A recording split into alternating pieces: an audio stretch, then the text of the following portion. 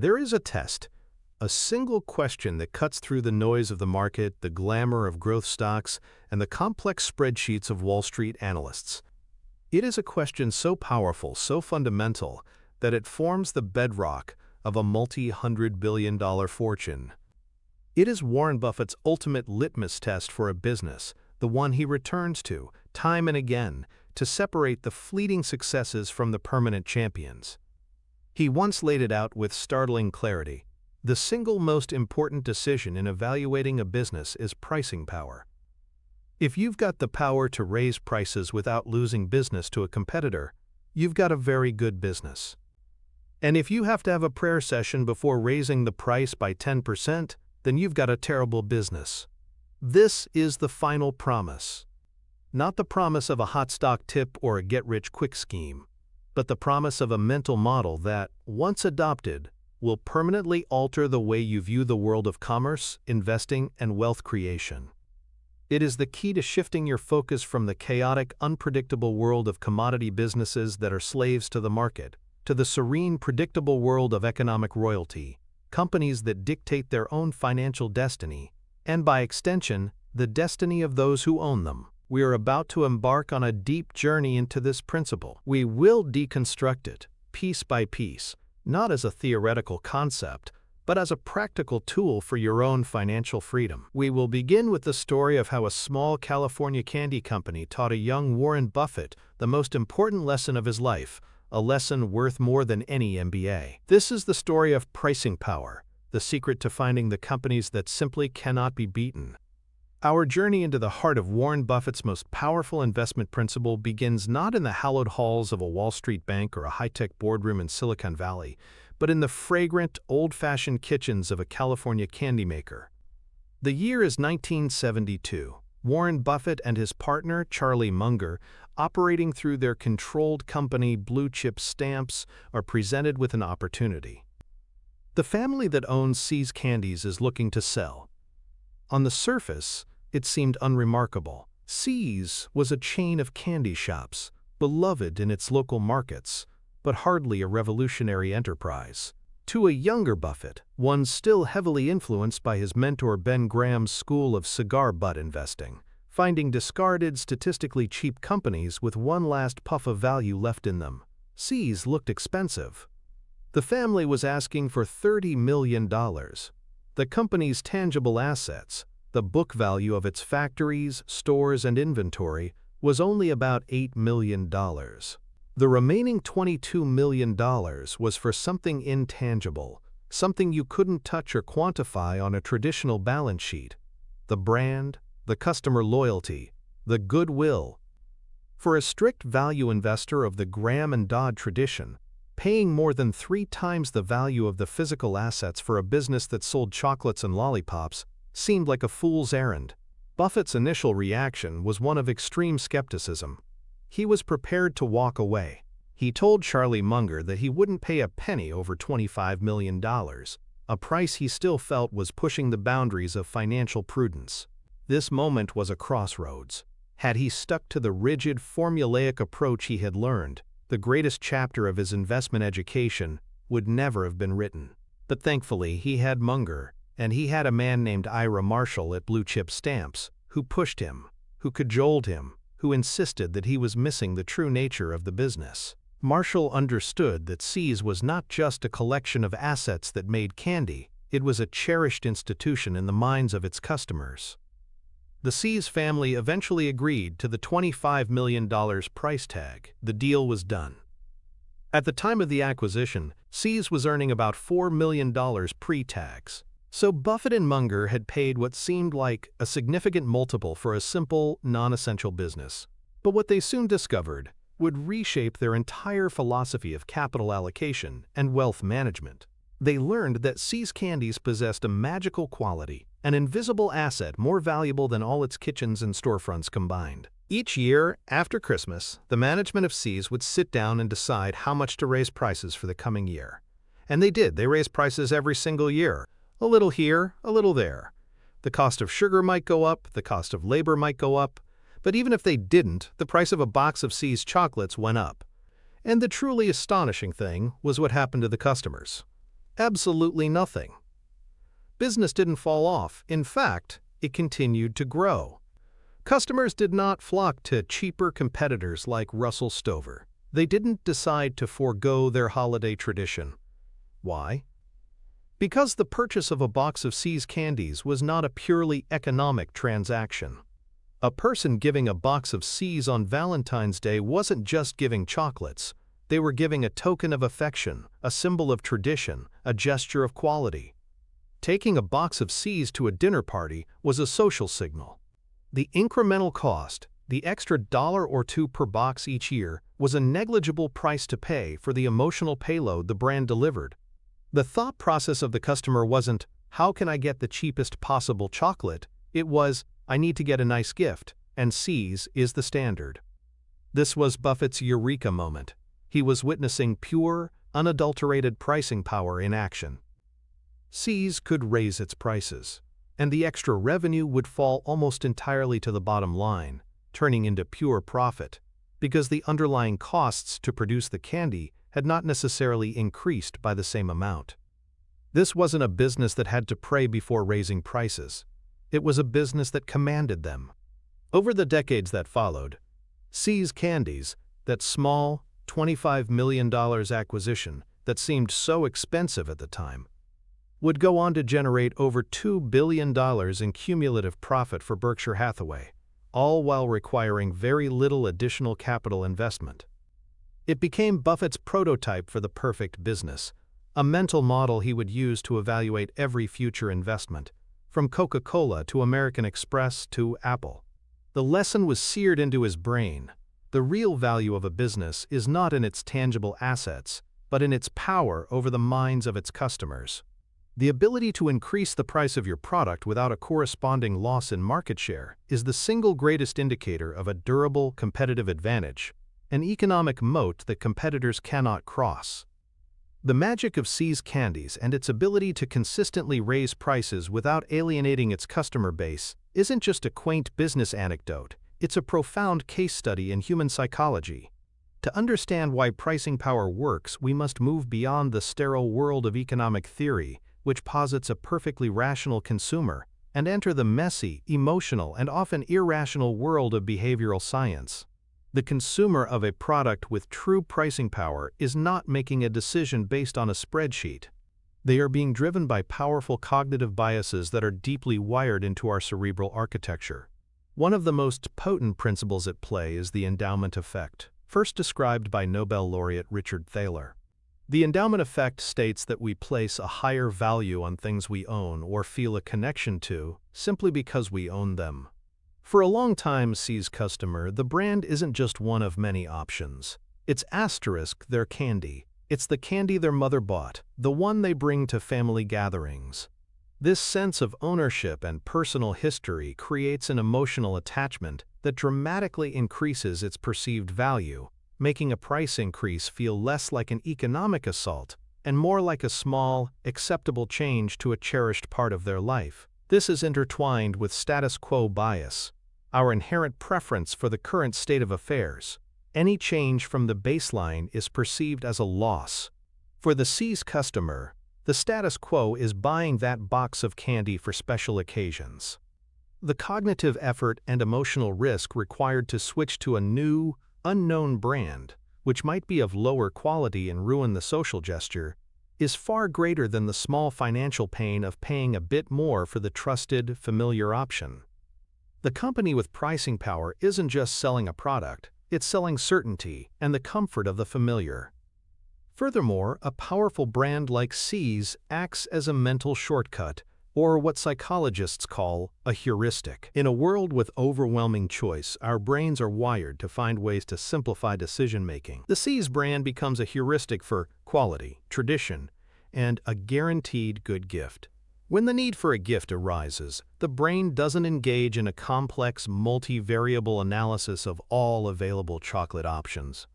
It simply retrieves the See's heuristic, which saves time and mental energy.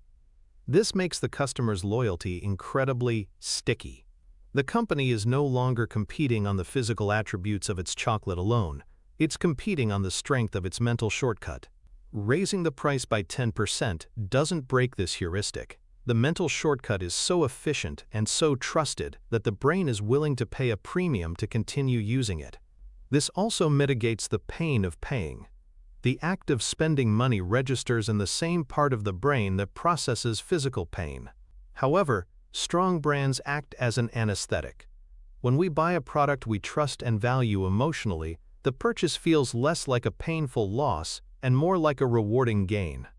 The positive associations with the brand, nostalgia, love, social acceptance, dampen the neural signals of financial pain, making the price increase feel far less significant than it would for a generic, undifferentiated product. A CEO of a company with pricing power understands this implicitly. They are not just managing a supply chain and a production line. They are the stewards of a psychological construct, a collection of positive emotions and mental shortcuts that reside in the collective consciousness of their customers. This is the essence of a great brand and the source of its seemingly magical financial properties. So how do you, as a retail investor and entrepreneur or a CEO, translate this powerful principle into a practical, repeatable process? How do you build a mental model to identify pricing power in the wild? It begins with a 5-step audit, a blueprint you can apply to any business you are considering investing in or building. Step 1 is the price hike hypothetical, the very test Buffett articulated. Ask yourself, with brutal honesty, if this company announced a 10% price increase across the board tomorrow morning, what would realistically happen? Imagine the press release, the customer reaction. Would there be mass defections to a competitor? Would there be a significant, measurable drop in volume? Or would customers grumble for a week on social media and then carry on buying? Because the alternative is simply unthinkable. Be a detective, look for evidence. Has the company done this in the past? Analyze their historical pricing. Companies like Coca-Cola, Disney, and See's have a long, documented history of inexorably raising prices. Companies in brutal industries like airlines or commodity steel manufacturing have a history of vicious price wars where they are forced to cut, not raise. The answer to this single question is your first and most important clue. Step 2 is the gross margin detective work. Pricing power leaves a clear, undeniable fingerprint on a company's financial statements, specifically in its gross margins. Gross margin is calculated as revenue minus cost of goods sold, divided by revenue. It represents the portion of each dollar of sales that the company retains as gross profit. A company with pricing power will have consistently high and stable, or ideally gently rising gross margins over many years.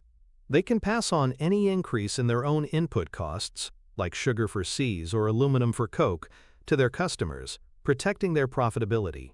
A commodity business, by contrast, will have low, volatile gross margins. When their input costs rise, they have to absorb the hit because they have no power to raise prices. Go to the company's investor relations website, download the last 10 annual reports, and chart the gross margin. Is it consistently above 40%, 50%, or even 60%? Is it a smooth, upward trending line or a chaotic, jagged mess? The numbers do not lie. They tell the story of the company's competitive position. Step 3 is the customer complaint litmus test. This is a qualitative analysis that provides crucial context to the numbers. Spend an hour reading customer reviews, forums like Reddit, and social media comments about the company. What is the nature of the complaints? If customers are complaining vociferously about a recent price hike, but the final line of their review is, "But I'll keep buying it because it's the only one that works," you have struck gold. This is the voice of a captive customer, one who recognizes the value and is reluctantly paying the price. This indicates immense pricing power. However, if the complaints are about poor quality, bad service, and threats to switch to a specific, named competitor, you are looking at a business with a fragile customer relationship and zero pricing power. Pay close attention to whether people complain more about the price or the core value proposition.